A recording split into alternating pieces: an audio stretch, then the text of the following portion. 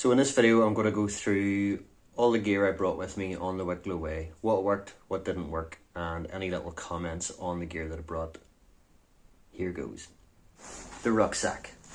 I brought with me the Nature Hike Rock 60 litre, 60 plus 5 or something like that. I thought maybe there was a smaller version, but I think that's actually the 3FUL Kidian Pro or whatever it is, which is like a 45. So I don't even think Nature Hike do a smaller bag, but actually I find that this is so flexible in a way. Like I can underpack this, overpack it, so I could use it as a 40 litre bag. This is my first ever sort of roll top rucksack with this kind of design. So there are a lot of things I had to get around. Like I'm so used to having lid pockets, you know, the pocket in the top of the lid and under the lid and things like that. I'm so used to. So I had to kind of get used to that. This rucksack actually has this pocket in the front. Really quick, easy access, which is basically what the lid pocket would do in another rucksack. And this is where I would have kept things like my water filter, something that's quick, easy to grab, quick access. I like this bag so much that I've already personalised it. It's no longer a Nature Hike bag. And actually I've got rid of, I've sold off all my other rucksacks. This is now the only sort of like rucksack within that 40 to 60, 70 litre range that I have now. So that's how much I really like this bag. As I mentioned before I went, there was an issue with it, and that is the chest strap. Where the chest strap was attached was way down here, meaning that it actually went across my abdomen rather than up here across my chest. So be aware of that. It may, if you're maybe bigger build, like massively bigger build, that may not be the case and it might be in the right place. But for most people, they're going to have to do something with it. I'm not sure if you can see that I've basically, and you'll see this on universal chest straps, this type of like gap here that allows you to feed it onto the webbing. How I did that, I was actually just cutting it off, to be honest, to replace it totally, but realised that I could actually just cut these holes, and I used tin snips. So I don't know if wire snips would work, but strong wire snips or tin snips is what I used, and was able to cut those little gaps there to be able to feed it on to where I needed it to be. The other issue with that, which may become an issue or not, was that on this side, for me to put that strap on, I actually had to cut a hole through the pocket that's permanently attached. I did try reinforcing that with some like nylon repair tape, but it wouldn't hold. I think what I will do is probably glue the edges of it just to make it hold, to stop it from fraying basically. As you can actually see, there's a little bit of fraying started to happen there, but so it's not ideal, but I like the rucksack enough that I'm going to work with it. Love the hip belt pockets, were great. They're sizable. I love that whenever you're opening them, you're pulling it away from the weight of the rucksack, so it's nice and easy open. And yeah, sometimes you'll get hip belt pockets that the zips are fiddly and you have to hold on to the pocket in order to pull the zip and all that malarkey. Hip belts, again, I like that. Again, you're pulling against the weight of the pack. Makes it so much easier tightening that up. I'm used to other bags like Exhausts and that have bigger side pockets and then also have like entry points here to put it. They actually, I find them almost useless in a way, because if you put something in at an angle that you can pull out from here, you're kind of killing off your ability to put things in anyways. Carry my water bottle in there and then I can actually pull that out on the move, which was fine. You kind of have to get used to being do your arm stretches in order to practice that. One thing I'll also mention was these, so instead of having bungees or webbing, they've gone with cord. Just keep the weight down, obviously. I did notice that some of these knots, when they're in the factory, weren't tied very well, and it would be easy for them to come off and then potentially lose them. So I would definitely go through and just check those knots are actually tied on, and then you've got just little buckles there. That gives you quite a lot of options. Track and pole attachments, which I did use, but I recommend like if not having your trekking pole, they're only good there for whenever you're transporting your bag. Like, but whenever you're on the trail, your pole should not be there. These are the little bungees that would retain it. But ideally you have your trekking poles ready for action all the time. Osprey have a stow and the go system. You can make your own stow system for trekking poles. It's not very complicated. Like bungee, basically to strap in the top of the pole, and then just find somewhere on around here. I haven't actually figured that out yet. But yeah, just find somewhere down there where you can attach other bits of bungee, and then you can stash your poles on the move, and then they're ready to go, which is the ideal. Did other wee things that I do typically, which is I hate straps flapping around, so I just use wee thin cable ties. Just you tether that up a little bit at the base so they're not flapping around. I'll do that with all rucksacks if there's too much floppy strapping going on. What I actually did on the trail with the trekking poles on this was I actually figured out that just having them, like, just open this up whenever I'm on the trail, put the poles through, tighten that up again, and actually, that's not going to work for everybody, I get that. And in some ways it only worked because there's so much extra padding on this. But it worked for me and it was easy. I was able to stash it there, take the poles out when I needed them. They didn't feel like they were getting in the way. This is one thing that I kind of wish I had with me at the time, which is just it's a regatta shoulder strap pouch. It comes with a water bottle, and I just don't use those water bottles it comes with. I just buy it for that. That is possibly where I would have kept a water bottle to avoid having to do all that stretchy, weird yogic stuff. If I had this, I probably would have then used whatever water bottle fits in that best, possibly a 600ml active water bottle. This pouch wasn't big enough for the water bottles I was using, which were the 1 litre active water bottles. I ended up using that actually for my phone, for my little guidebook, which is nice and thin, and also my Osmo, Pocket Osmo. And that worked really well because they were nice, quick, easy grab things that I use a lot. I probably wouldn't have used that for a water bottle, to be honest, because I wanted easy access to those things. This would allow me that ability to have a water bottle that's quick and easy grab. So yes, I do wish that I had this on the trail. I'm also just realising this has a removable hip belt, because I can feel that that's actually velcroed in there. So if you're travelling, that might be useful. Also, rain cover, the one that's supplied with this is black. I chose to switch that out for a luminescent rain cover, regatta rain cover. I'm going to get it in a minute. So Nature Hike supply the rucksack with a rain cover, which is great. I prefer to have a high-vis rain cover. And I've had a few of these. They're actually tougher material, but still like scrunchable enough. This is not just protection from the rain, it's just for visibility and safety on road sections. This is good as well, like whenever I'm in the tent, I've got my rucksack sitting in the porch. I'll use this just to protect it from either, damp ground soaking up, or the rucksack soaking up moisture from the damp ground, or if it's rained overnight and I'm still asleep and unaware of it, again, that ground's going to get damper. Typically I get a size down from the size of the actual rucksack. That can work to an extent. It's just that I don't want the rain cover flapping around in the wind. So yeah, that's something I would use.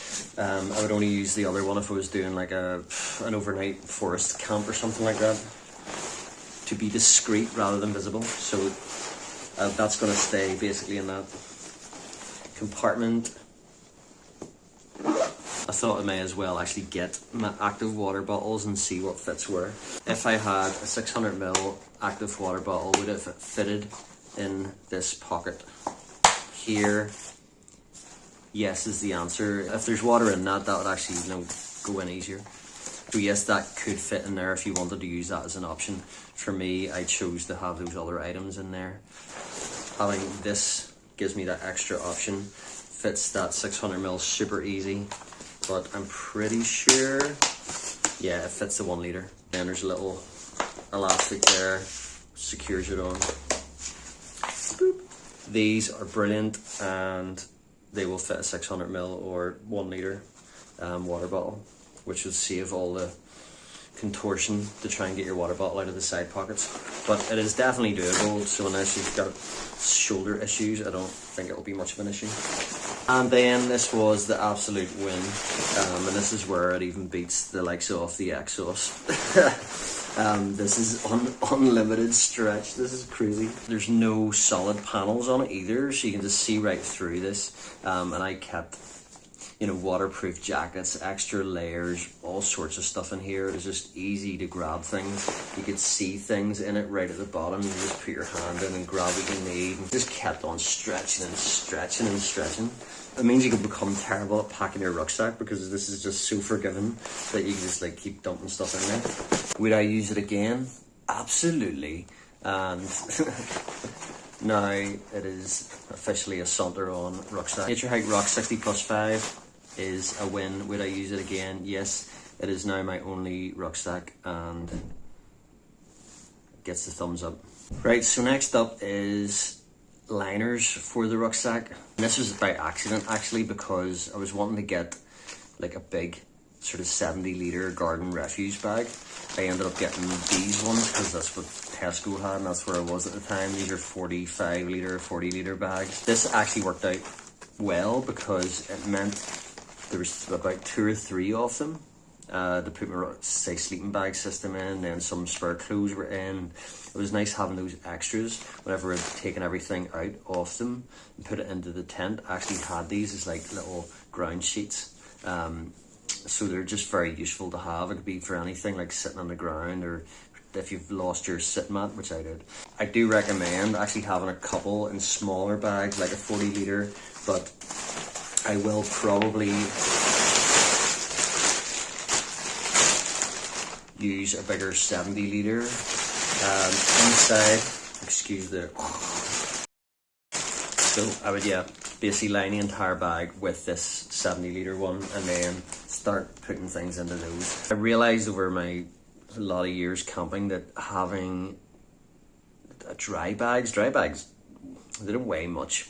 And when I say dry bag, I mean the likes of this kind of thing in various sizes. Basically a waterproofed nylon, usually, or polyester, seam sealed. It's got wee buckles, and you squeeze the air out of it and all that kind of stuff and lock it. I don't like creating awkward shapes. If something's going to be in a stuff sack, I actually want it to be loose and pliable and moldable, so that you don't end up with too many bits of dead space that you end up not packing your bag efficiently. Also, they just wear out, and you're paying like 10 quid for some of those, or like if your Sports Direct ones, 7 to 10 to 12 quid, or better ones are still like a nylon, 20 odd quid. Especially those ones with a coating on the inside, that'll just wear off, and once there's the tiniest hole in that, they're not waterproof anyway. So for weight, packability as well, and creating awkward shapes and whatever, I've ditched those basically, unless it's for something significant where it actually does work and is feasible. Did these work basically? Yes. For the win. The refuse bags, yes, I would bring this bigger one, but did the other system work? Yes, it did. So I think maybe 3 of these 40-litre garden refuse bags. Would I use those again? Yes, 100% I would. OEX Helios 300. As much as I do like a lot of OEX products, and I do even like their sleeping bags, I think they're kind of exaggerate the ratings on them a wee bit, but obviously that depends on your physiology. For me, this is a summer bag, and I'll only use it if I'm really trying to crunch the weight down. I'll basically use a 0-degree bag all year. I live in Ireland. So yeah, I'll use a 0-degree bag nearly all year, and I probably would have preferred to have had my 0-degree, possibly. So my 0-degree bag is about 900 grams, 950, close to a kilogram. This weighs in, I think it's 750 grams. 750 grams, 600 fill power. They say comfort is 3 degrees. Yeah, I'm not going to be comfortable 3 degrees in that. I was mostly comfortable in this. I was happier that it packed down super small, smaller than my other bag, happy that it was 750 grams, not 950 grams. And there was only one night where I actually felt a wee bit colder. Now, a lot of the sleeping bag heat is to do with the insulation you've got underneath. The mat that I used, an air mat with no insulation. Now, I did have a foil underlay, and I'll show you that later. But basically, that's to protect the mat from puncturing and to give a wee bit of heat reflected, to prevent a little bit of the conduction from the ground and to reflect some heat up the ways. Yes, I did one night feel a little bit cooler in this.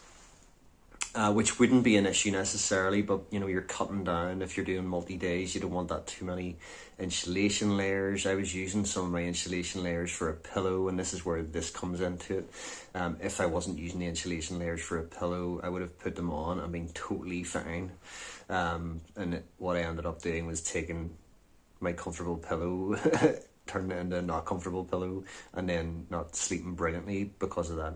So these are the other connected factors in this. If I had an actual pillow that was comfortable separate from my insulative clothing, then it wouldn't have been an issue. I would just put on an extra top and I would have been totally fine. And in which case this bag was, I think, the right bag to bring. So does this get a thumbs up? Yes, it does. For doing multi-days, saving the 200 grams, yeah, I was happy enough. This was summertime in Ireland, summertime. I don't even know what temperature it was. Yeah, I still think this is the right bag to bring. Any other time of year, I would take the hit and carry the extra 200 grams on a 0 degree bag.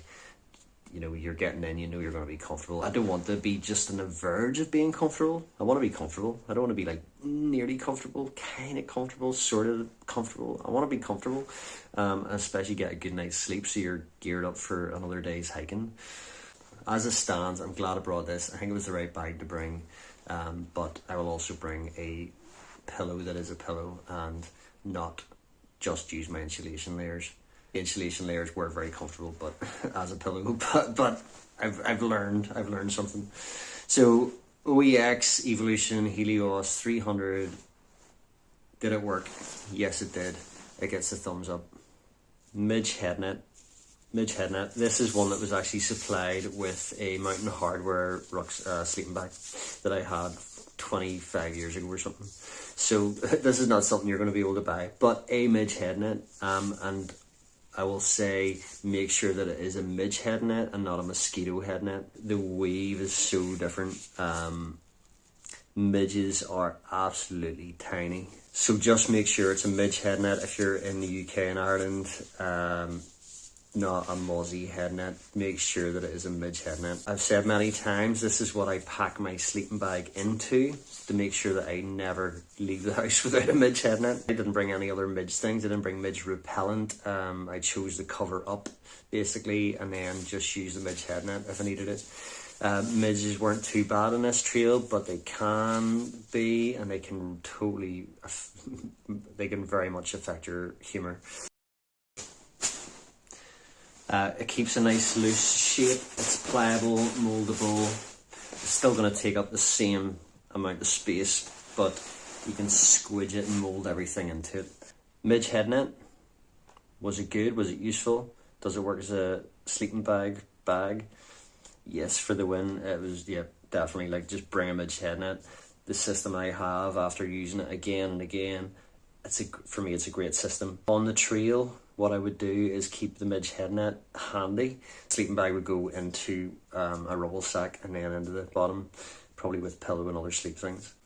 But yeah, definitely midge head net. But once you're on trail, I would keep that then somewhere handy, somewhere where it's easy to get to. Places like water, if you're going to filter water during a day, where you could end up with lots of midges around water sources. That's for the win. Midge head net, and stuffing your sleeping bag in it is for the win. Vango Atrium Air Mat. This was one of the lightest mats that I could find. It was great because of the weight. Like, the ideal is that you're wanting to, you know, have as much comfort as absolutely possible. You want to get the best night's sleep, and you would love to basically feel like you're sleeping on your mattress in the house, if you've got a comfortable mattress in your house.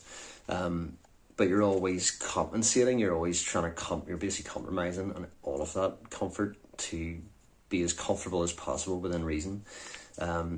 So this 410 grams is brilliant. It's no insulation in it. This was Irish summertime. I would still use insulated mats all year, basically the same way I would use a 0 degree bag all year here. This I was using in conjunction with a foil layer to protect this from puncturing and to reflect some heat up.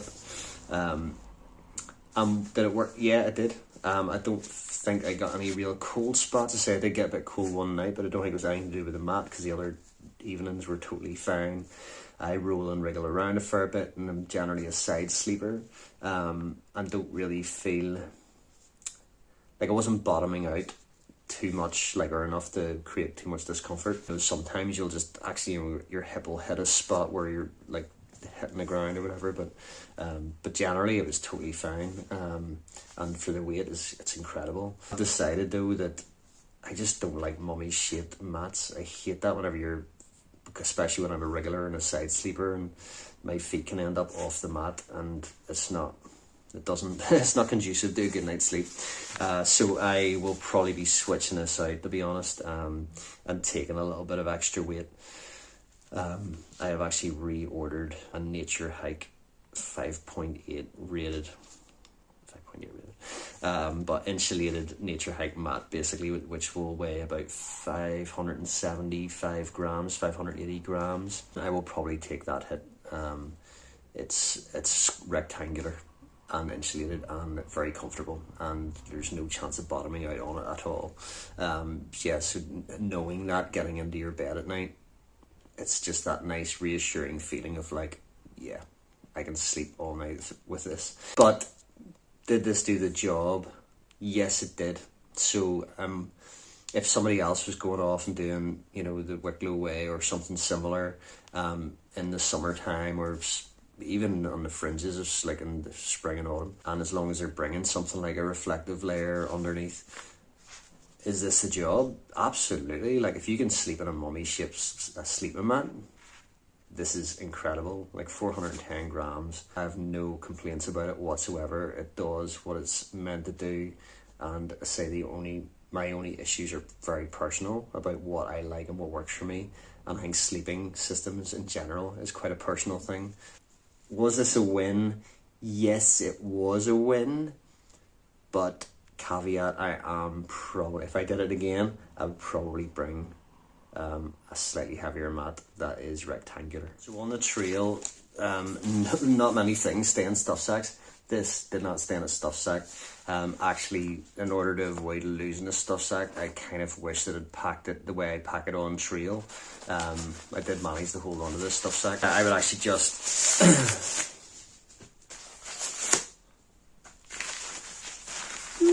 just pack it loose. Just stuff it in. It's quicker, it's easier. If it's damp, then, you know, I've got my sleeping bag in there already in the rubble sack. I'm gonna squidge that down and then, you know, put that on top of it or leave it till the end, but it does not go into the stuff sack. Squeeze the air out of it and then boom, and it goes loose. Again, it doesn't create awkward shapes and leave dead space. Just fire that in any way you want. Foil bubble wrap underlay, or a foil underlay of any kind. It's the kind of stuff you can put in behind radiators to provide insulation and reflect heat from your radiator, or to put on camper van wind screens or something. Buy a roll of it for about 10 quid and then chop it down to whatever size you need. I put this outside of my, it's like in between this and this. It's actually the first thing that goes in before my sleeping bag goes in and starts creating that pressure on the inside. There's not much to say about that. Essentially, it's acting as a protective layer, so there's less chance of your air mat puncturing, which is a nice reassurance to have, or damp coming up, but also just to reflect some heat up and prevent conduction from the ground up. Was this for the win? Yeah, this is a win.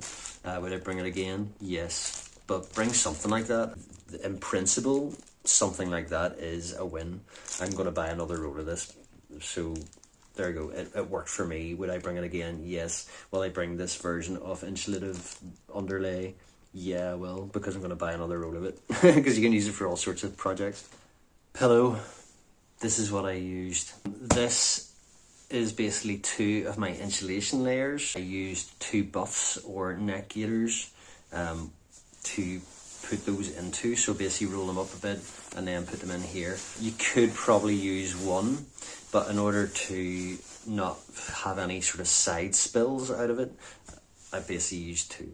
But this, when I did use it and it worked well for me, it was great. It was actually really, really comfortable. Felt pretty luxurious, I suppose, which is really, really nice. However, there was one night where I got a bit colder. Now, if I had my 0 degree sleeping bag, I probably wouldn't have got colder. If I was using an insulated mat, I probably wouldn't have got colder. But I wasn't. And so I needed one of these insulation layers. Actually, it was my feet that I needed it for the most. I do get cold feet quite often camping. So, did this work? Like, I love the idea of it. And actually, one of those neck gaiters probably on its own would have done the trick. But I love having these. These are great for sun protection, for wiping your face of moisture or like drying things. They're so multi-purpose. Does that work as a pillow? So one does hold them together if they're rolled up properly, but you know, there's a chance throughout the night maybe you'll get a wee bit of spillage, but probably not likely. So I think one would be enough. It's that risk of, do you need the insulation layers? If you're bringing the warmer sleeping bag, if you're bringing the insulated air mat, no, you're probably not going to need them. But because I wasn't, I did end up needing an insulation layer, and that meant coming out of this, and then it meant this wasn't nice and thick and plush.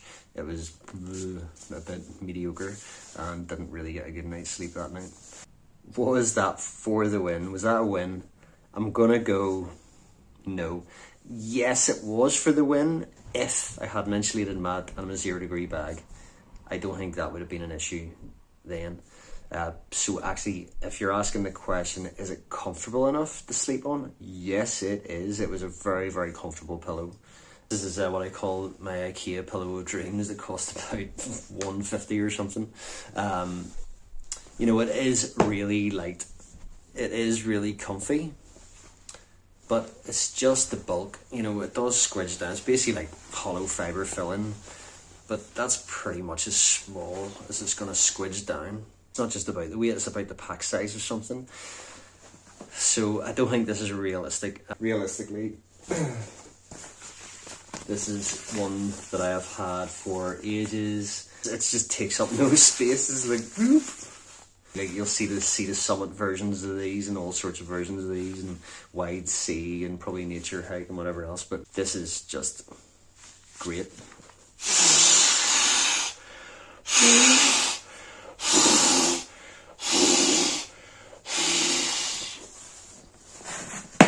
So that's it, not fully inflated, but it's sizable, like it's massive. You know, it's got a slightly brush finish on the outside. It's not the worst, you know, I could put something over that that's like slightly nicer against your face. And you can get some of these now that actually have elastics on them here, and then it can sort of attach onto your camp mat so it doesn't slip off. I think it would be a nice addition. I think if you were going to buy something like this, I would probably look for one, because it probably doesn't cost much extra, just with those wee elastic that goes across the middle here. You know, I like modifying things, but I do not believe in my ability to attach a piece of elastic onto that without damaging it. My pillow that I was using, yes, it is very, very comfortable, but I won't do that again. I will bring a pillow that is a pillow, and one that packs down really small and is very light. This is also great because it's got a double valve system, which means you can just squeeze the air out of it nice and easy and quickly. I don't like putting things in bags and stuff sacks. I just keep it loose like that. Bump into the rucksack. One thing I did talk about bringing, and I decided against, was my puffy trousers and little down booties. And even though I did get cold feet one night, am I glad I didn't bring these? Yeah, I am actually. It would have been overkill and extra weight. I think this weighs in at about 500 grams or something like that for both of these. The ideal is that I basically would use an insulative layer, puffy jacket, and put my feet in it, tie the arms up together, and that would work. And it's more multi-purpose rather than just bringing these. They're only going to be used for sleeping in. If I was doing a winter walk like that, this would be an option, and probably would likely come with me, but as it stands, I'm glad I did not bring my puffy trousers and insulated booties. So you know the fiberglass chair, was this a win? For me, a chair is a win. This had broken on me a bit, and I have sort of temporarily fixed it. The comfort of having a chair for me is just adds to my experience, my comfort, my feeling of at easiness whenever I'm out camping. So, you know, if I finish the day hiking and I've been hiking for 8-9 hours and I get to the tent and put the tent up and just sitting down and feeling comfortable, it's just even having like somewhere to sit while I'm like cooking food. I don't feel comfortable sitting cross-legged in the tent. Bringing a seat, absolutely for the win.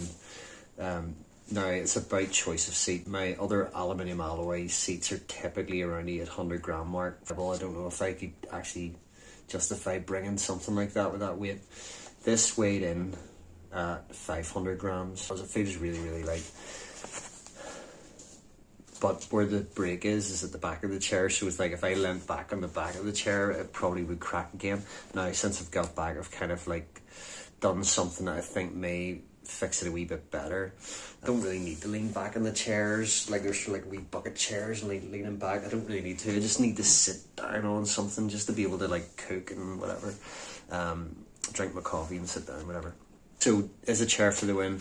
Yes, I think for me the comfort it adds, and if it's 500 grams or less, I think for me it's a no-brainer. However, I've basically bought something else now to test out to see if it could do the job that this did enough, and it's way lighter. This is a Nature Hike stool.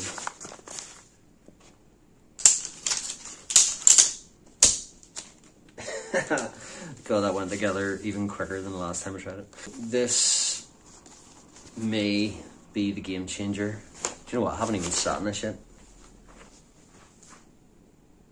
100%. Okay, that I'm sitting in that.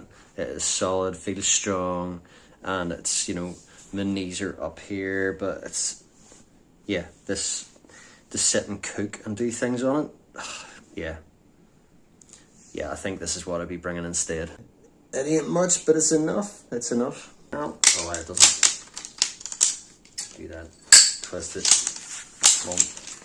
Anyway, the other seat, yes, it is really good. It is light, very light for a chair. It's very comfortable. It has broken, and I've kind of semi-fixed it, and I might have fixed it a bit better now. I have to test that out. But if you're doing multi-day hiking, weight's an issue, but you do want a stool, I think something like this is brilliant. Is a seat a win? Yes. If you're comfortable sitting cross-legged on the ground, fair play, that's brilliant. If you're anything like me, a seat is an absolute must. Is a seat for the win? Yes, it is. A seat is a win. Is this more of a win? I think so. I think that's 250 grams or something, and pack size is smaller. It's a no-brainer for me. I would never question putting that in my bag, and it'll save me space and weight. I think I did actually get this for about £7 off AliExpress. Look at that. Tent. This is not a 3FUL tent. This is the Fern Dakota 2-person tent. Was it a win? 100% it was a win. It's 1.5 kilograms.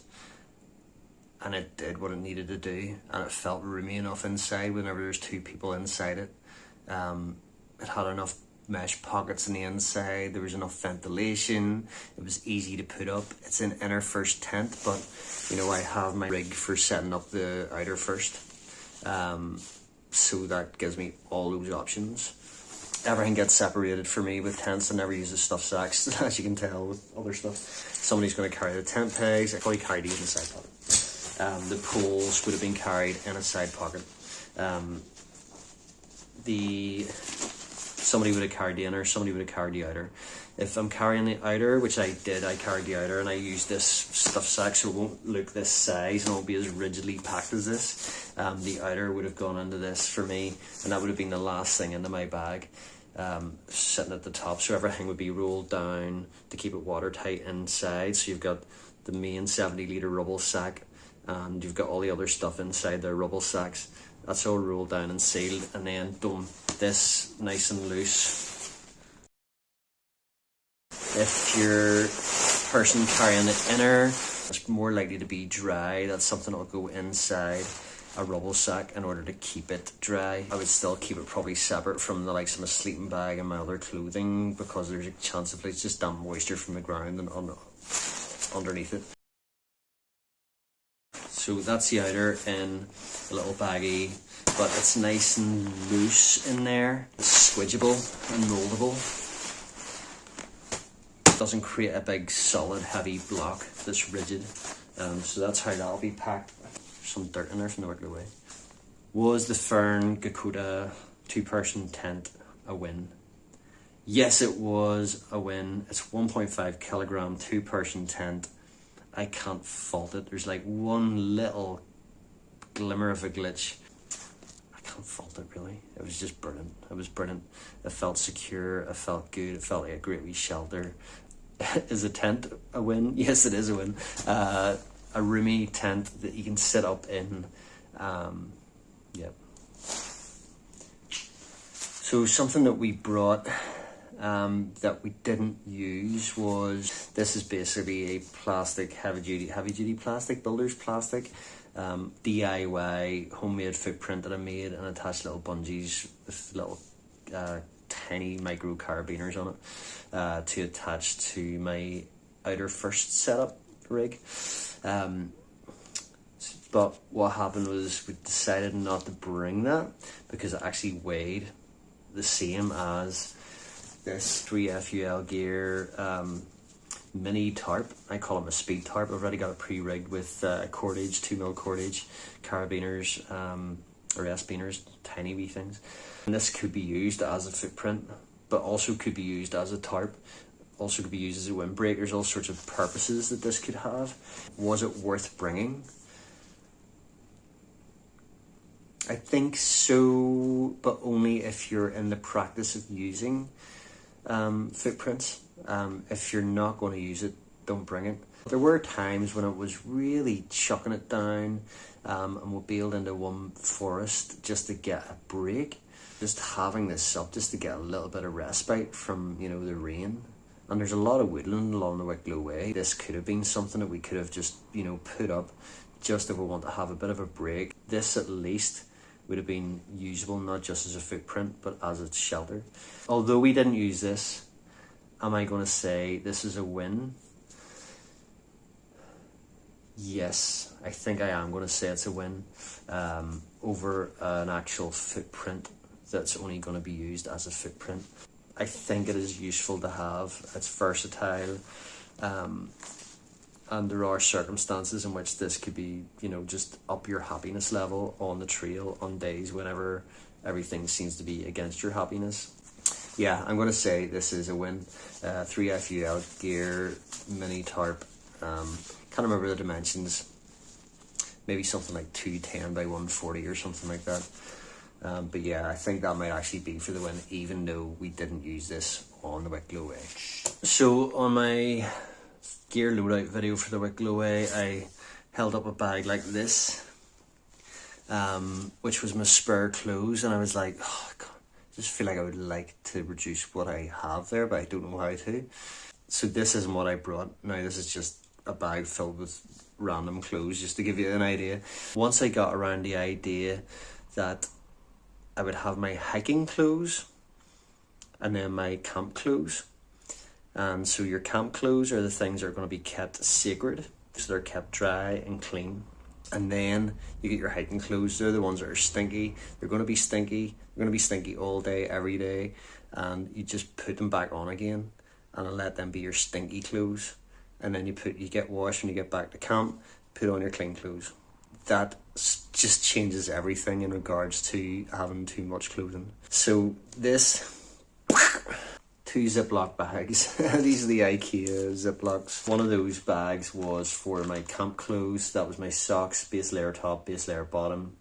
They stayed in one Ziploc bag. Spare hiking clothes. Obviously the clothes I had on me were being worn, being sweated and getting stanky. This bag then would have had, maybe halfway through, a couple of days in, fresh pair of socks, fresh pair of boxers, fresh pair of whatever. 2 quick drying tops for hiking in, extra boxers, 2 pairs maybe, socks. I had about 3 pairs of liner socks. They're really thin liner socks, and 1 pair of thicker socks that that you can hike in on their own. But I also had waterproof socks, so that's a different thing, and that was outside of all of this. Fresh hikey clothes to get out of your stinky hikey clothes, but not a set for every day. And then camp clothes in there, sacred camp clothes, never to be touched or hiked in at all. But you have to make sure you're getting yourself cleaned up before you get into them as well, otherwise there's no point. It's good discipline, it's good ritual as well, get the camp, get yourself clean, put on your camp clothes. It's adulting in the outdoors and it feels good actually. So, did that work? Was that a win? Yes, it was a win. Hiking clothes for hiking, getting stinky in, and not a huge amount of replacements of it. You let the other stuff dry out, you wash it in a river if you can. If you end up staying in a bed and breakfast, get it washed, get it cleaned. Just don't bring too many clothes. Hiking clothes, keep them separate. Camp clothes, separate. That is a win, definitely. In IKEA Ziploc bags, rather than a stuff sack. Water filtering. This was the Sawyer Squeeze. Semi-modified, modified at the loosest of terms. This is just a sports top from a active water bottle. Just cut that off, screw that on. If I'm filtering water, that means it's going to squirt out nicely in there. I can also use this for back flushing on the trail if I need to. So basically attach a water bottle on there, push that on here, squeeze the water through instead of bringing a separate syringe, which are quite bulky. CNOC 2-litre water bag. It's great. Big wide opening on it, so it's easy to scoop water, or if you got little droplets, which we had a few scenarios where there's a few wee droplets coming down and underneath a bog or something. This caught all of them rather than just trying to catch one of those little drips. And then scooping up from shallow sources as well. So yep, CNOC water bag, 2-litre Vecto, Sawyer Squeeze, water filter, little sports top, and my little neoprene case. That was used all the time and it worked really, really well. Were these a win? 100% they're a win. Wouldn't change anything. These are lightweight instead of bringing things like Nalgene's. Just keep on going.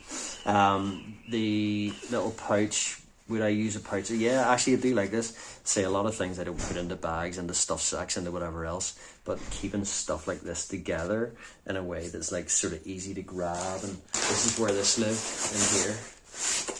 On trail, see water, need water, grab this, bump out, go get your water. So yes, a win. Sawyer Squeeze water filter, a win. Good flow rate. CNOC water bag, durable, big wide opening on it. That's a win. In my little case, it's also a win. And this is just a Tesco pencil case that you can get for about £1. And now's the time to get it because it's back to school. Regatta Vendaver sandals. These were used a lot around camp in conjunction with waterproof socks. Also though, they did end up being hiked in. There were times when I just felt more comfortable to hike in these than to hike in my shoes. And these are really light. Just check that if you wear them in bare feet, if you have any issues with them. Like for me, this part here, when I wore them with bare feet, it just rubbed the skin off. So I could only wear these with socks. That was okay, but I would like, if I had ideally a pair of something like this, whether it was Tevas, but Tevas are very similar design, but you know, there may be just to do with the placement of some of these materials and what fits your foot. The ideal is that this would have worked for me in bare feet as well. Were these a win? Yes, I think having a camp shoe, something that you can hike in, as well as just walk about camping, or if you're needing it out in the night to go for a pee, having something like this is definitely a win. It's just about making sure it's light enough and packable enough. Like, this is what I like about these. They're lightweight, they're thin, you know, having the webbing rather than a sort of solid material means they pack nice and flat. You can stuff them into a mesh pocket or a side pocket. Definitely something like this. This make model for the win is, say, the ideal is that this would work for me in bare feet as well, and it doesn't. I know it doesn't. It took me a very short amount of time for me to realise that. Luckily I knew that before I went. This particular one may work for the shape of your foot, and it may be something you can also wear bare feet, in bare feet. Yeah, it was a win, absolutely. Used them, appreciated them, really liked having them with me. Do not regret that at all. Was that a win? Yes, it was. Bum bag, chest pack, crossbody bag, fanny pack, whatever you want to call it. This is the Eagle Creek 3 litre Ranger that I got in TK Maxx for 15 quid. I was half thinking about using it as a chest pack, and one of the reasons why I bought it was because it actually has loops here and here, and I actually had little lightweight carabiners on there for that purpose. I ended up using it as a bum bag, fanny pack, waist pack, whatever. I think for me, having things up here, it feels a bit claustrophobic. It's nice to have those loops there to be able to do that. Things are then easy accessible, and you could just poke in there for whatever. But I actually just wore it as here. And did that work? Yeah, it worked. Even if I'd thought about, you know, having a 3 litre bum bag in that area, I might have thought that would cause issues, like walking up hills or wearing it all day for 8 hours, 9 hours. It didn't. I had no issues with it whatsoever. Like, in some ways, maybe whenever you're putting your hip belt on and your rucksack, you know, you're putting it in that same area, and then this has to sit sort of underneath. But it did not cause any issues. This, you know, had anything I needed to be easily accessible. And one of those things was, so is a bum bag, fanny pack, waist pack, lump, whatever, is this a win? 100% it is. Part of me actually would like just a different colour in this. Like, I'm not against bright colours, but this, I almost felt like a clown walking around with this. I don't know what it is. Oh, here there's some little fruit bars. They were also a win. Little fruit bars you pick up beside the till quite often, but yeah, they're brilliant. And this is like really lightweight, tough material, super well made because it's Eagle Creek. That was a win. A sun hat. This was one of my favourite pieces of gear that I brought with me. I did live mostly in my bum bag, sometimes in my hip belt pocket, but quite a lot was on my head. This is like a little regatta bucket hat. Can't even remember the model of it, but either way, it's no longer a regatta bucket hat. It's now been modified. It's now like a £50 Patagonia bucket hat. It's like, but it scrunches up so small. You stuff it in your pocket. You need it. You want to switch hats from baseball cap to this. Just it's brilliant. And it was like, you know, you're out all day. And even though it's Ireland, there was some sunshine. Sometimes that sunshine was strong, and I was so thankful to have this, just to keep the sun off the back of my neck, and the sunny D that you get in the back of a baseball cap. You know, just having that was great. But as you probably well know, I modified this as well. I put in little rivets or grommets in the lining here, attached bungee, and attached a little spring toggle, which were also great. It was so good having this. The thought then of actually blowing off my head and losing it I wouldn't have liked that at all. A sun hat, 100%. I would bring a sun hat. You're walking all day, 8 hours, 9 hours, 10 hours.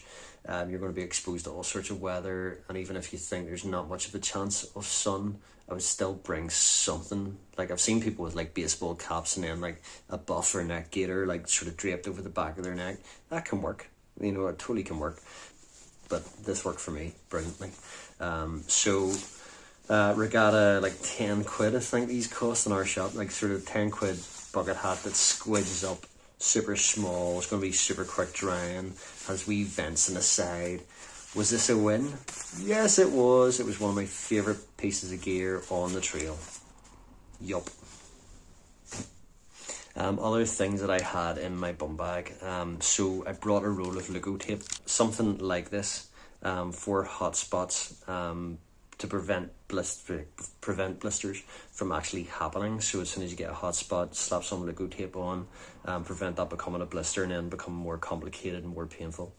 I did not use a single piece of Wicklow tape. I was like, before I went on this trail, I was expecting to get blisters and have issues with knees and joints, and especially blisters. I didn't get a single hot spot, let alone a blister.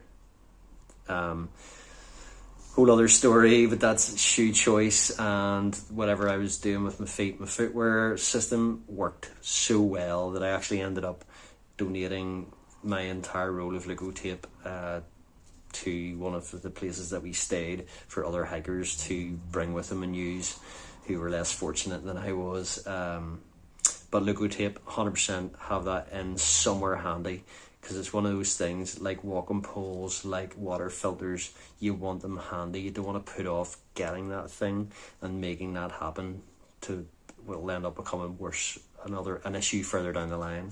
So you get a hot spot, you don't want to delay, you want to get that sorted as quick as possible. So having that in a chest pack, hip belt pocket, somewhere handy is great. Would I bring a roll like this? And I think that roll I had was actually bigger than that. Probably not. Somebody told me about this hack using these types of it's the back of like sticky labels you put on for delivering for your eBay parcels or whatever. Maybe bring something like that, or a couple sheets like that, and then you can just fold that up in on itself. So the stick on enough, they will peel off easy enough, so you'd want to stop them doing that. And I would just probably bring a couple of those maybe, rather than a whole roll of Wicklow tape. So was it for the win? It was a win, 100% it was a win to bring it, and I would still bring it, because you never know. The footwear worked this time. Everything worked for me brilliantly.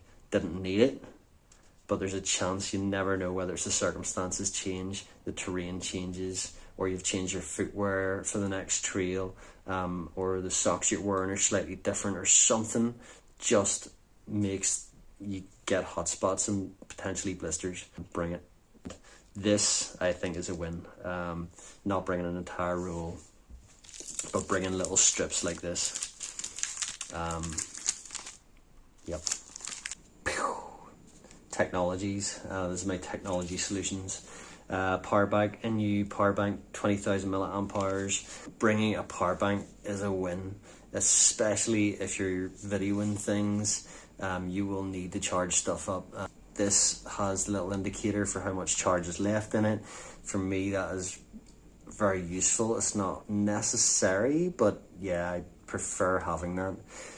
Two inputs or outputs, so I can charge my head torch and my phone at the same time. Just make sure you bring the right leads that you need for it. My little technologies case, and this is stuff like that USB plug that folds flat.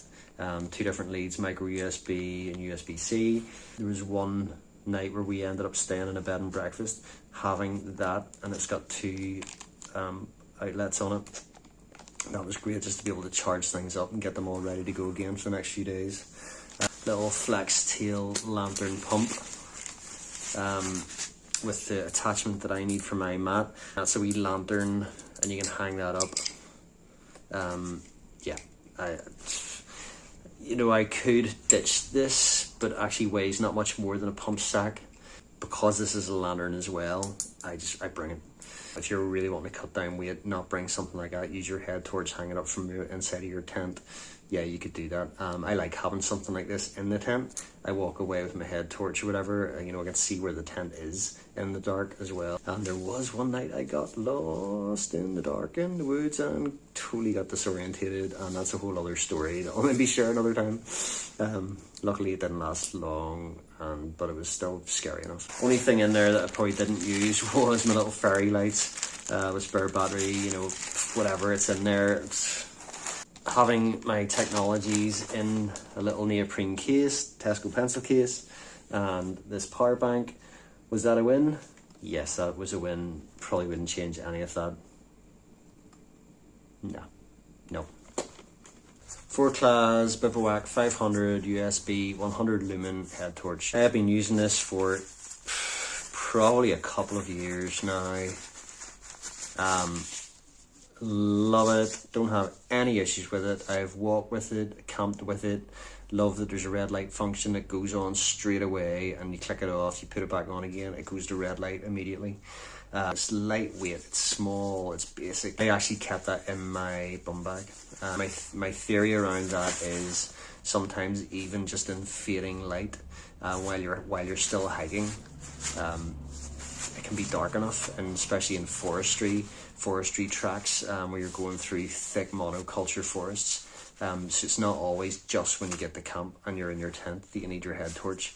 Sometimes you're still hiking, and having this handy is really, really good.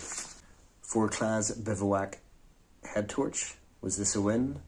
Yes, it was. This is my little toiletry kit. Again, another little Tesco pencil case that you can buy, especially this time of year. There's plenty of them. They're about £1 or less. Just a small travel toothpaste, a little bit of soap, and toothbrush, foldy toothbrush. Some people go with children's toothbrushes. Children's travel toothbrushes could work. Wee bit of bow spray. But even if you're just getting the train and you're just finished the trail and you're going straight to a train, or you're going straight to somewhere, just for other passengers' sake. Say you're going into a restaurant or something that you happen upon, but you're stinking, like, just even go into the bathroom and give your pits a wipe or whatever, or disguise the smell of your stinky t-shirt with some bow spray. I'm sure you can survive without it, but I think I'd still bring all of these items, and I would still put them in this little case to keep it all together, and I would still probably have a towel in here, a small towel. Maybe something like this, but smaller version of it. Is staying clean for the win? Yes, it is. Cleaning your teeth and cleaning your pits and your bits.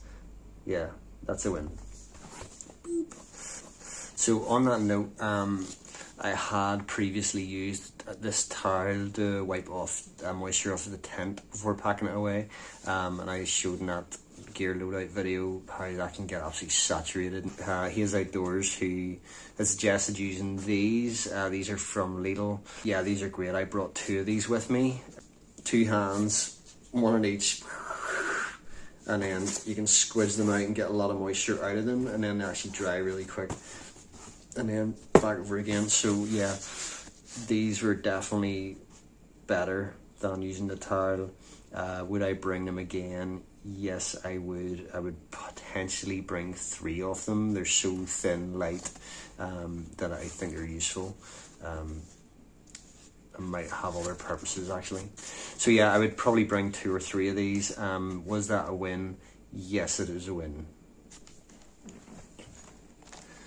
First aid repair kit. Repair gear. I do not think I used any of this, like nylon repair tape, plasters, foil blanket, hay fever tablets. The only thing that I actually used on trail were the cable ties. And basically that was to tidy up the straps of my rucksack from flapping around, which melts my head. But don't bring a first aid kit. Know how to use the things that are in the first aid kit. You want to be able to address the smaller issues and stop them from becoming bigger issues. Did I regret bringing any of this? No, not at all, because it's the stuff that if you need it, you want it to be there. So there's ibuprofen and hay fever tablets, whatever else. Was that a win?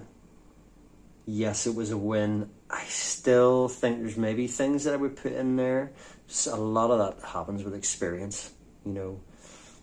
Like, would I bring burn gel with me? Because there's one time that I poured boiling coffee over my hand in the forest, and started bringing a whole tube of, like, it was quite sizable, like, tube of burn gel because of that experience. Then stopped bringing it with me because it just seemed ridiculous to bring it with me, and just tried to pay more attention to whenever I was boiling coffee, or like reflect on that experience and why it happened and what led to it happening. But you know, your experience will probably determine the type of stuff you have in your repair and first aid kit. It's something I think you should think about and be sensible with. Don't just go with nothing and hope for the best. Accidents can happen, things can happen you don't expect, and that's what this little kit is for. It's for the unexpected. For the amount of space it took up, I'm glad I brought that with me, definitely. But it might change what I put in it. But for the most part, yeah, I was happy with that. Was that a win? Yes, it was. And on that note, actually, just unexpected, there were scenarios on the trail that were not expected that could have led to injury of some sort, even just cuts, bruises. Like, there was a section of trail that was totally covered by trees that had been cut down by the forestry, and it totally covered the trail, and it was actually quite sketchy and dangerous. It could easily have led to broken ankles, sprains, you know, potentially cuts or lacerations. I mean, so the unexpecteds can happen, even on something like a waymarked national trail. Don't be too cocky and confident about things not happening to you, or thinking that you're above and beyond accidents happening to you. They can happen. It doesn't matter how sensible you are, smart you are, whatever else, things can happen. So do bear it in mind whenever you're packing for a first aid kit. Okay, cook kit. This is the 1 litre, 1.1 litre 4 class, I think. Pot setup that I showed you before I went. Inside that, I have my GSI Java drip filter. So light, it's brilliant. Yep. Stainless steel, love stainless steel. No toxic crappy coating that could, you know, get scratched now, flake and kill your food and yourself or whatever. This stainless steel is great. And it's wider bottomed, and yeah, it worked so well, so I'd definitely bring it. So I basically have my drip filter down there, usually in a wee baggie, because if you haven't dried it out or whatever, you can stash it in that. I then use a neck gaiter, stops things rattling around, but then I can use that as a tea towel. I also bring a little Sea to Summit mug, canister stand, canister, which I refill these using a little adapter, keep them full. After camp, usually one, but maybe two little mini Bics, little cut down sponge with a scrubber there, and a little Decathlon folding spoon, usually a little bag with, you know, a few, it could be anything, like coffee bags, which I used for the first time on the trail this time, because they came free with something I bought.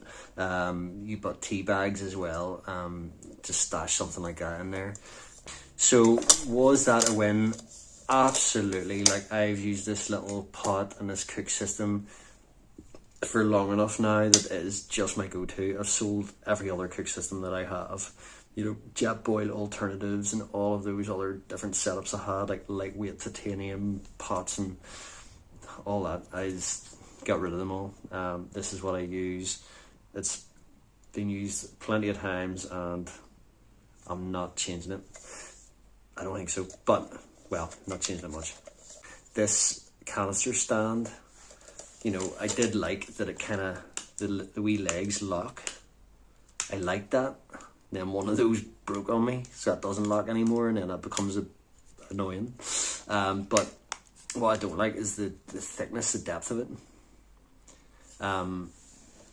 So AliExpress, I think there's that company Wide Sea, I think, which basically are like cheaper nature hike stuff essentially, but I think it's Wide Sea. They cost about £1, £2 or something. So I've actually bought 2 of these. So I'm gonna switch that thicker one out for this more slimline one. I'm gonna have that, a little bit of extra space for more tea bags. Was my little Decathlon 1 litre stainless steel cook setup a win? Yes, it was. Definitely a win. Yes. So this is something I didn't say I was going to bring in my video. As far as I know, it's something I sort of brought with me and thought maybe that's a bit much. And the reason is because I have that little Sea to Summit collapsible cup. It's not nice to drink out of. Basically, it's just not an enjoyable experience having your coffee in it. Just feels, just doesn't. It's not a nice experience. I already have one of these, which I brought with me, and I use it every day for work. Going to work, I use it every day. If I'm not going to work, for my coffees.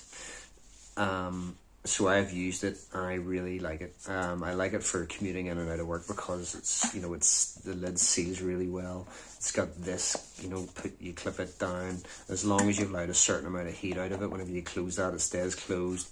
But yeah, I can stash that in my side pocket on the way into work and have warm coffee. This came into its own. So this is a GSI Infinity backpacker mug. Because I started using it to put in extra food. So say in the morning or afternoon, I've cooked up food, I would tend to make more than I needed. It wasn't intentional the first time, this is purely by accident. And it was actually something that Christina had suggested before we went as well, and it's maybe sat in my head and planted a seed. But so basically I would make up extra food when I was cooking, and then I would eat whatever I needed to eat, and then the rest of it went in this. It was great. I could have a whack of extra couscous with soy chunks or whatever it was I was eating, and then I would put my foldy spoon in this as well, put the lid on, and that could actually go, because as long as it wasn't liquids that I was putting in anyway, and even if it was, it might be okay, but it was just food. It was pretty solid. I could put that inside my rucksack if I needed to, or into a side pocket. So quite a few times this was the leftover food. It was ready for me. If I needed a snack halfway through, it was just there ready to eat. And cold couscous with soy chunks, it was great, even cold. Your cold soaker, it's it does have measurements on it as well, although these tend to wear off quite quickly. I kind of marked them with marker so that when they do wear off, there's some sort of indication of volumes. It's just so good. You get your thermal insulator, use this for cold soaking if you want, or use it for your coffee. Keeps your coffee warm, seals really well. It's such a solid lock, it takes a wee bit of effort to get the lid off. So I liked it enough that I bought another one. It's I think this was 15 quid. They usually cost about 17, 18 quid. In addition to the cook kit, the Sea to Summit collapsible mug, I think it is good and useful, because there's times when this is being used, with extra food in there or whatever else it is, and I'm not going to use it for coffee at that point. And if I want a coffee, then it's nice to be able to have that other, collapsible mug. So I think that system and that setup works well. So is the GSI Infinity backpacker mug a win? Yes, it is. So on the note of gas as well, I actually brought 2 of these with me, filled. I only used one, didn't use the second one, and that was including Christina, who had brought alcohol with her, but the alcohol that she brought had run out quickly enough that I ended up heating up water for her the last couple of days. So basically one of those little canisters lasted me, 5 days in the trail, 6 days. Now fair enough, one of those, one night we're in a bed and breakfast, then we'll have the breakfast cooked for us the next day, but actually, I would still bring two. I don't want to run out of that. Trying to get access to gas on a trail, especially where you've only got very few options, and the options you have, the likelihood of getting a gas canister in them. I think two of these for me would work. Like I was using it for heating coffee in the mornings. I started drinking coffee in the evenings, which is unheard of for me. But so I was using it for that. Cooking food maybe a couple of times a day, which is mostly boiling water and then throwing in couscous. The other thing that I had in the cook kit was my DIY foil windshield. I'm going to be honest. When it's windy, it's just footery. It's just like just putting it together, keeping the wee bits that lock it together. I could probably improve it as it is. Like it's, a good solid foil material. But I honestly think that I might try and come up with something different. And I think actually tin foil, doubled over, tripled over, is going to be more easy to mold and shape and turn into, a windshield. I'm going to work with this. I don't know, the material is great, but for me it was too footery, and when it was windy, it was actually just blowing open and then separating, and just, it was not fit for purpose. Was this windshield a win? Nope, it wasn't. Did I survive without it? Yeah, I did. So, on to food. I basically ended up eating couscous. I think I would probably actually just make my own bags of couscous with spices in it. Keep it as clean as possible. But couscous and soy chunks. These are from Holland and Barrett. It's just dried, dehydrated soy chunks. So they weigh as little as possible. But it just added that texture and bite and protein, I suppose, to the couscous. That's why I accidentally ended up bulking up. So I was using these couscouses and then adding these to it. That ended up bulking it up. And then I ended up having extra portions, which then I put into the GSI Infinity Backpacker mug and then took with me on the trail and was able to eat that anytime. As soon as I got hungry, there was food ready to go. Good food, like food that felt filling good. I put all the food into a pump sack, dry bag. I'm going to specifically say pump sack because it has the little opening that allows you to squeeze air out of it. Just roll it, click it, open up the bottom bit, squeeze the air out of it, and then seal it up again. That is probably the kind of size that my food did take up. I ended up ditching food at Tinahely and restocked with things that I knew I was going to eat, and it was actually dried super noodles really. And then it was like couscous and these soy chunks. Things that you could bring: dried onion, you can pick up in Tesco's, or there's gravy granules. Just thicken things up if you put in too much water, for example, in your couscous and it's a bit too mushy. Whack in some of that, but that could be just a wee flavour enhancer. So even though I brought that it was meant to be for a separate meal idea, like I did actually use that sometimes. And I might just jazz things up a wee bit. As far as food goes, figure out what works for you. Is dehydrated food is definitely a win. There was a lot of water along the Wicklow way. There was no issues with that. There's always going to be water available, as long as you're sensible. So dehydrated food, definitely for the win. My food choices or your food choices are going to be different. I love soy chunks. I think even if you're not a vegetarian or vegan or whatever else, there's still a good, very, very lightweight source of protein. Adding that in with couscous. Really simple, loved it, and could have eaten that the entire trail, and I ended up pretty much eating couscous and soy chunks the entire trail. But for some reason,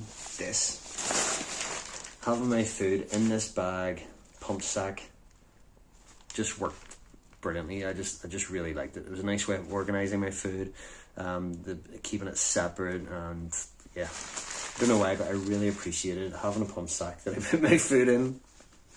Pump sack for the win. Pump sack, that was a win. But also it means you got a backup pump sack as well. So you're storing your food in it. It's being used. It's got a purpose. It's useful, and as a pump sack. So if my little USB pump, died on me and wasn't working anymore, I've got a backup. Obviously you need your mouth, but you know the drill. You know the issue. Sit mat. These are just so useful. for sitting on, keeping your bum dry, keeping your bum insulated, just making something you're sitting on more comfortable. And also kneeling on for me, like whenever I'm doing things in my tent, setting up camp, like being able to kneel on this to do that. So anyway, it's one of those things that I'm sort of converted to. I like them enough that I actually lost mine on the trail at Glendalough. Sat down on it, got up, forgot to bring it with me. I bought another one straight away as soon as I got back. I think they cost, I don't know, like £5 in Decathlon. This is a win. So a sit mat is a win. This particular sit mat, I like, it's a bit more solid than the others, durable. This is a win, yes. Right, okay, there's plenty of other things I'll probably talk about that were with me, like little bits and bobs, but I'm going to finish on this one. Walking poles. I was deliberating, this is the yes, no, tortured over this 400-gram walking poles. OEX X-Lite carbon walking poles, 400 grams. If you're not going to use them, they are just 400 grams on your backpack. It's useless. This trail converted me to walking poles. I had no issues with my knees, with my feet, no blisters or anything, but there were times when I was struggling, just putting one foot in front of the other. Energy levels were waning, and times I was just like, felt depressing. It was like, and sometimes it wasn't even a steeper incline. Sometimes it was just the long, slow, gradual inclines that were killing me. And there were times whenever I did get these out and did use them, and I was just a whole different person, totally different person. It just gave me a new lease of life. And they say, it opens up the rib cage, turns it into a more sort of aerobic kind of pursuit. It was just a game changer. I am now converted to walking poles, but have them somewhere that's easy to grab them. Don't have them strapped onto the back of your pack straight away. You're not going to use them. I don't like having things in my hands, and especially if you're recording videos and you need to use your hands for that, or you're going to grab your water bottle. There's times when you just do want to quickly stash these away. Find a way to stash them, whether you use little bungees in order to create an osprey type system, or have an osprey bag and have that already there, or stash them under your shoulder strap, which worked for me quite often on this trail, but have them somewhere handy and practice using them. But walking poles, are they a win? Walking poles are a win, especially lightweight ones. These are the OEX X-Lite carbon walking poles, 400 grams, absolute win, game changer. Yeah, I would say favourite pieces of gear in this trail, probably hiking poles, which I did not expect.